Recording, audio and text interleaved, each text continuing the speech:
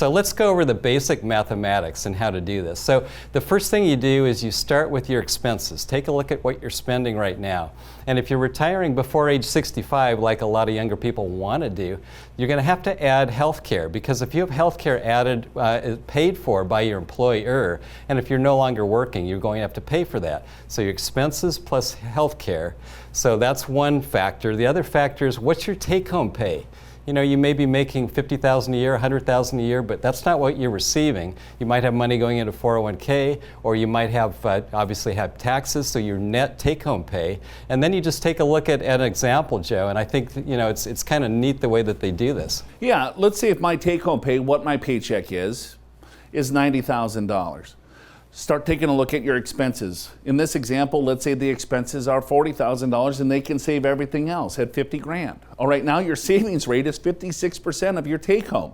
And if I'm spending only $40,000, 14.2 years is my financial independence day.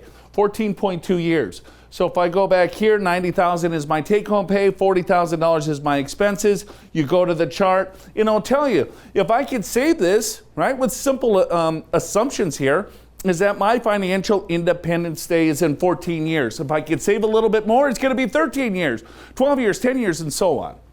So Joe, it's a little bit different a way of looking at this. It's kind of the same concepts that we talk about as far as retiring, but instead of trying to figure out what age you want to retire, it's kind of the opposite. It's like, okay, what am I spending? What am I currently making? How much can I save? And how many years and months is it going to take to get there?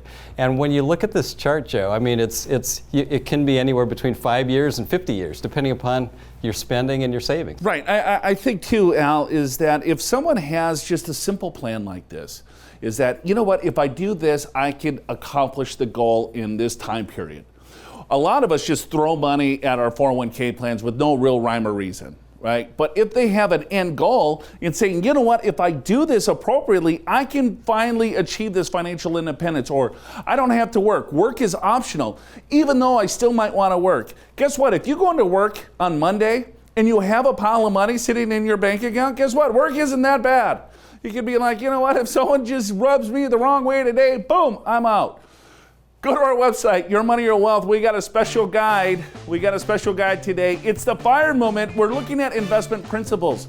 So a lot of this stuff doesn't matter if you're 10, 20, 30, 40, 50 years from retirement, right? You want to make sure that you have the guiding principles to get you there. Go to our website right now. Click on that special offer, yourmoneyyourwealth.com.